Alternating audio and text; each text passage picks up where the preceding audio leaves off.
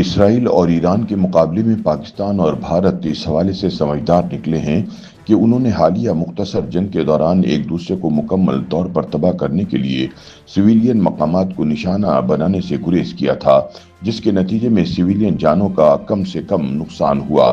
Senior صحافی اور column نگار رؤف کلاسرا اپنی تازہ تحریر میں کہتے ہیں کہ پاکستان اور بھارت اس لیے بھی خوش قسمت رہے کہ یہ دونوں نیوکلیئر طاقتیں ہیں، لہٰذا جیسے ہی ان کے مابین جنگ شروع ہوئی، امریکہ دونوں پہلوانوں کو چھڑوانے کے لیے میدان میں آ گیا۔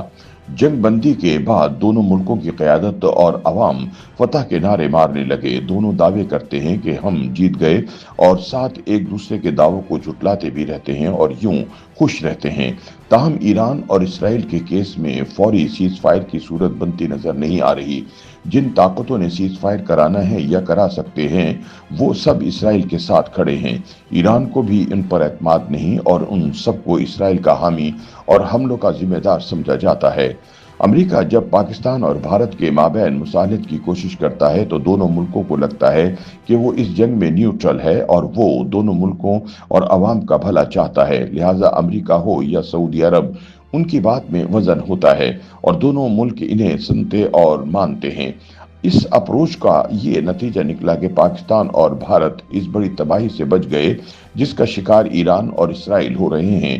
ایران کو اس وقت کسی بھی ملک پر اعتبار نہیں، لہٰذا وہ کسی کی بات سننے کو تیار نہیں۔ پھر ایران کو ایک اور مسئلہ درپیش ہے کہ اسے سیز فائر کی جو شرائط پیش کی جا رہی ہیں وہ اسے قبول نہیں۔ رؤف کلاسرا کہتے ہیں کہ ایران اپنے نیوکلیئر پروگرام کو روکنے یا ختم کرنے کو تیار نہیں اور اس سے کم پر امریکہ، اسرائیل یا دیگر مغربی ممالک تیار نہیں ہوں گے۔ یوں اس جنگ کا انجام کچھ اچھا نہیں لگ رہا۔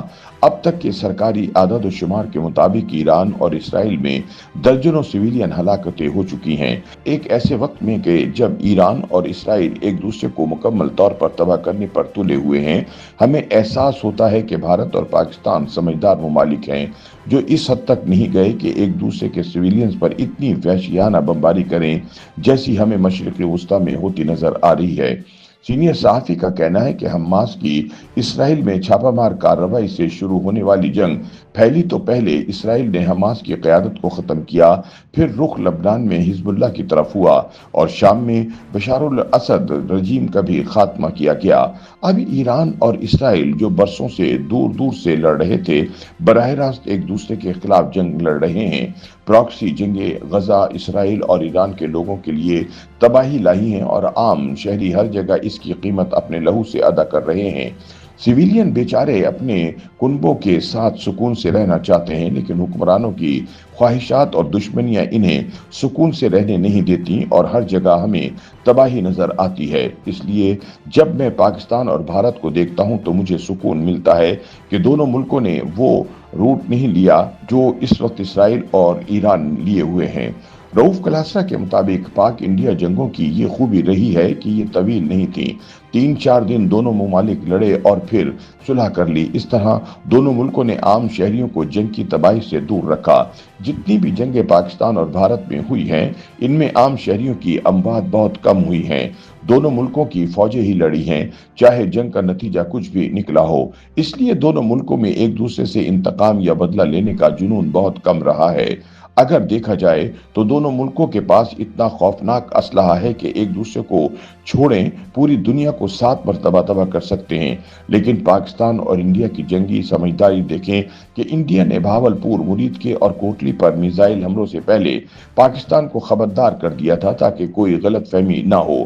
بھارت نے بتا دیا تھا کہ وہ فوجی ٹارگٹس پر حملہ نہیں کرے گا۔ یہ ایک الگ بات ہے کہ پاکستان نے فوری طور پر بھارت کی وہ غلط فہمی ان کے 6 طیارے گرا کر دور کر دی۔ اگر آپ کو بھارتی وزیر اعظم مودی کی تقریر یاد ہو تو وہ اسی بات پر حیرت کا اظہار کر رہے تھے۔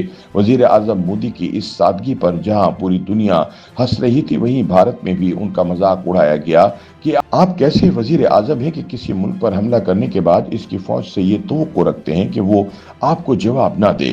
اگرچہ بھارت نے سیز فائر میں امریکہ کا کردار ماننے سے انکار کیا اور کہا کہ یہ پاکستان اور بھارت نے خود ایک دوسرے سے بات چیت کے ذریعے کیا تھا، مگر سوال یہ ہے کہ اگر سیز فائر دونوں ملکوں نے خود کیا تھا تو ہزاروں میل دور بیٹھے ٹرمپ کو خواب آیا تھا کہ انہوں نے فوراً ٹویٹ کر کے اس کا کریڈٹ لے لیا۔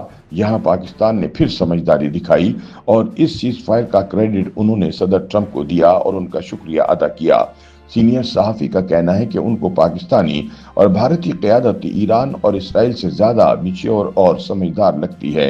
हम पाकिस्तानी और भारतीय अवाम एक दूसरे को इस तरह तबाह नहीं करना चाहते जैसे ईरान और इसराइल की बरसों से ख्वाहिश थी और अब वो इस ख्वाहिश को पूरा कर रहे हैं। हमारे यहाँ तो पूरा पाकिस्तान कई दिन तक अफसुर्दा रहा जब भारत में मुसाफिरों का जहाज गिरा जिसमें 350 लोग मारे गए। जिस तरह के दुख का इजहार हमारे यहाँ किया गया, इससे अंदाजा लगाएं कि हम कितने बेहतर इंसान हैं कि इस मुल्क के शहरियों के जाने नुकसान पर अफसुर्दा हैं जिससे चंद रोज पहले हमने जंग लड़ी। ये बात आपको ईरान और इसराइल में कभी नहीं मिलेगी। ईरान और इसराइल की दुश्मनी 45 साल पुरानी है जबकि पाकिस्तान और इंडिया की 78 वर्ष पुरानी है।